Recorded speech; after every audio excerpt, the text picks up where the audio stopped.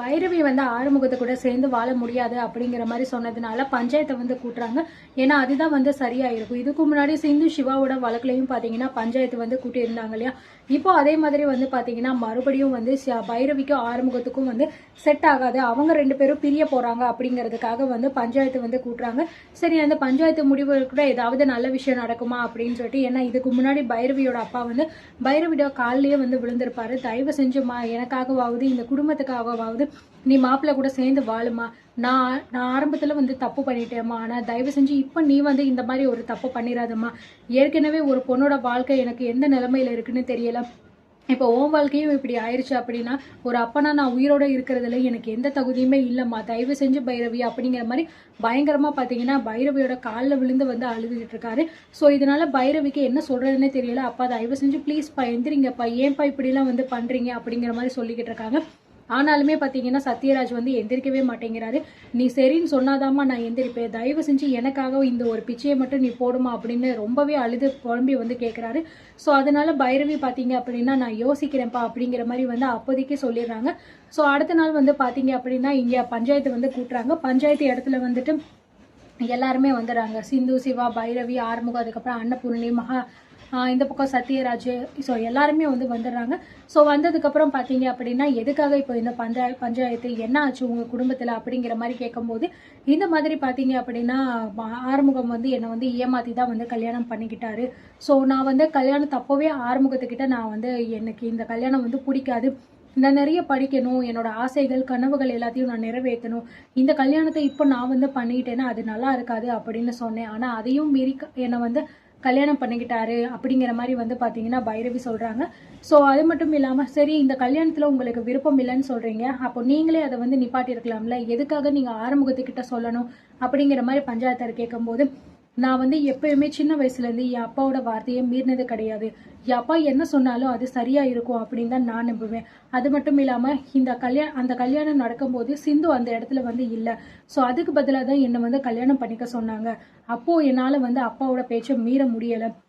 நம்ம போயிட்டு அவசரப்பட்டு அப்பா கிட்ட சொன்னோம் அப்படின்னா அது அப்பாவை ரொம்ப அவமானப்படுத்துற மாதிரி ஆயிருமே அப்படிங்கிற மாதிரி எனக்கு தோணுச்சு. அதனாலதான் நான் வந்து எதுவுமே சொல்லாம ஆறுமுகத்துக்கிட்ட போயிட்டு என்னை பிடிக்கல, எனக்கு இந்த கல்யாணம் வேண்டான்னு நீங்க சொல்லிருங்க அப்படிங்கிற மாதிரி நான் சொன்னேன் அப்படிங்கிற மாதிரி சொல்றாங்க. சரி, அப்படி நீங்க சொல்லும் போது ஆறுமுகம் என்ன சொன்னாரு அப்படிங்கிற மாதிரி கேக்குறாங்க. நான் ரூம்ல அவர்கிட்ட பேசும்போது அவர் சரின்னு தான் வந்து சொன்னாரு. ஆனா மனமேடையில வந்து எல்லார் முன்னாடியும் பைரவியை கல்யாணம் பண்ணிக்க உனக்கு சம்மதமான்னு கேட்கும்போது அவர் சம்மதம் அப்படின்னு சொல்லிட்டு என் கழுத்துல தாலி கட்டிட்டாரு. இப்படிப்பட்ட ஒரு வாழ்க்கையை எப்படி என்னால ஏத்துக்க முடியும், என்னை நம்ப வச்சு அதுக்கப்புறம் எனக்கு துரோகம் பண்ணியிருக்காரு அப்படிங்கிற மாதிரி பைரவி வந்து சொல்றாங்க.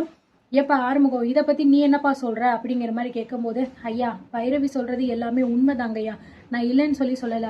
ஆரம்பத்துல அவங்க வந்து வேண்டான்னு சொன்னாங்க, ஆனா அதையும் மீறி நான் கல்யாணம் பண்ணதுக்கு ஒரே காரணம் என் அம்மா தான் ஐயா. ஏன்னா ரொம்பவே கஷ்டப்பட்டு எனக்கு எப்படியாவது ஒரு கல்யாணத்தை பண்ணி வைக்கணும் அப்படிங்கிறதுக்காக என் அம்மா ஒரு முடிவு எடுத்தாங்க. ஆனா ஆரம்பத்துல வந்து சிந்துக்கும் எனக்கும் கல்யாணம் அப்படின்னு முடிவாச்சு. சிந்துக்கு இதுல விருப்பம் இல்லை அப்படின்னு சொல்லிட்டு அவங்க போயிட்டாங்க. அதுக்கப்புறம் பைரவியை வந்து முடிவு பண்ணாங்க. இப்போ பைரவி கூடயும் எனக்கு வந்து கல்யாணம் நடக்கல அப்படின்னா எங்க அம்மாவுக்கு ஏதாவது ஆயிருமோ அப்படிங்கிறத பயத்துலதான் நான் வந்து எல்லார் முன்னாடியும் அன்னைக்கு ஒத்துக்கிட்டு கல்யாணம் பண்ணிக்கிட்டேன்.